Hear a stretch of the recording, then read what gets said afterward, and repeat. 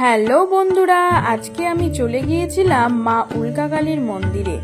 মা উল্কাকালীর মন্দিরে গিয়ে দেখছিলাম মায়ের মূর্তি তৈরি করার পদ্ধতি। তো সেখানে গিয়ে দেখলাম বিভিন্ন জন বিভিন্ন রকমের কাজ করছে মায়ের মূর্তি গড়ে তোলার জন্য।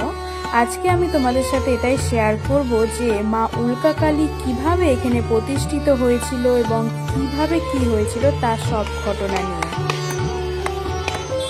এই যে তোমরা কাকুদের দেখতে পাচ্ছ, এই কাকুগুলো কিন্তু অনেক পরিশ্রম করে কাজকর্ম করে। এরা সারা দিন কাজ করে আর রাত 10টা অবধি কাজ চলে। আর এটা হলো আমাদের কলেজ, আর এই কলেজের ঠিক পাশেই হচ্ছে প্যান্ডেল তৈরি করছে। এবার আমি তোমাদের সাথে শেয়ার করব এই কালী পুজো কিভাবে কখন চালু হয়েছিল তা নিয়ে। জয় মা উল্কাকালীর জয়। জয় মা উল্কাকালীর জয়। তো কাকু, এখানে আমরা দেখতে পাচ্ছি কাজকর্ম শুরু হয়ে গেছে। তো আপনি যদি একটু বলতেন যে পুজোটা কিভাবে শুরু হয়েছিল তাহলে খুব ভালো হয়।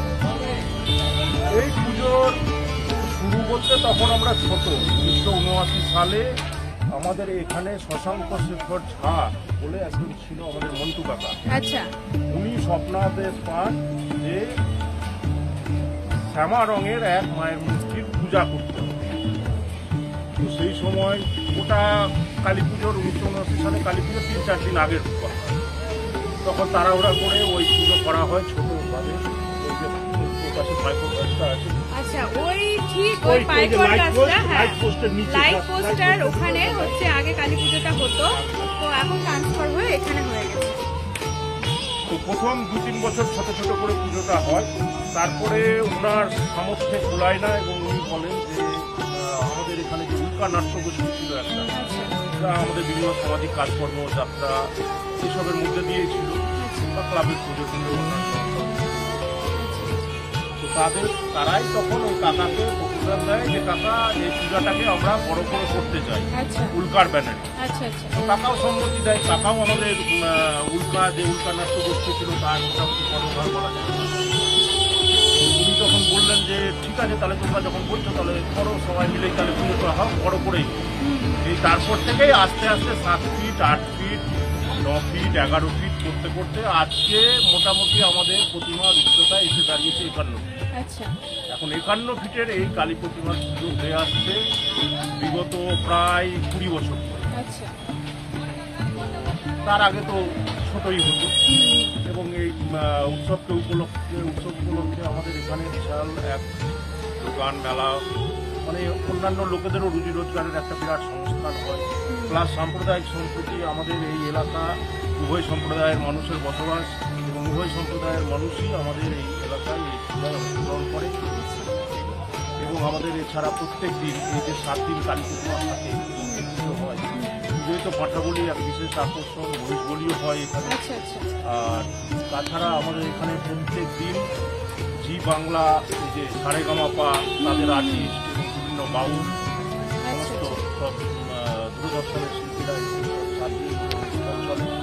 নারায়ণ সেবা হয়।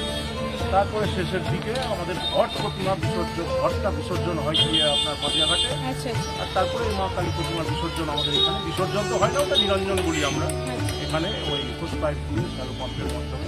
তার আগে দুটো স্নান হয়, প্রায় অনুষ্ঠানটি কবে থেকে শুরু হবে আর কতদিনের অনুষ্ঠান? দেখুন, অনুষ্ঠান শুরু হবে বলতে 20 তারিখে তো হচ্ছে আপনার কালী পুজো। 19 তারিখে আমাদের এখানে উদ্বোধন সন্ধ্যা, 20 তারিখ রাত্রে কালী পুজো। 21 তারিখ থেকেই আমাদের মোটামুটি অনুষ্ঠান এখানে শুরু। 21, 22, 23, 24, 25 পর অনুষ্ঠান টানা 7 দিন ধরে, তাই তো? তারপরে আপনার 26 তারিখ রবিবার আছে, রবিবারই বিসর্জন। ঠিক আছে, আরেকজনকে দেখায়, এটাই হচ্ছে শশাঙ্ক শেখর ঝায়ের বড় পুজো। শশাঙ্ক শেখর ঝা মন্টু কাকা বললাম, উত্তরসূরি, এও এখন থাকে। ঠিক আছে, এ আমাদের মধ্যেই থাকে, এই উত্তরসূরি ছেলের মধ্যে একসাথে। ধন্যবাদ কাকু, আপনাদেরকে কাছ থেকে তোমরা শুনতেই পেলা যে কিভাবে উত্থান হয়েছে, কিভাবে কি হয়েছে। তো এই শোভানগরে হয় এই কালীটার অবশ্যই তাহলে আসতে হবে। শোভানগর বাস স্ট্যান্ডে একদম হয়। তো 7 দিন টানা প্রোগ্রাম চলে, তারপরে বিসর্জন হয়, ঘট বিসর্জন হয়।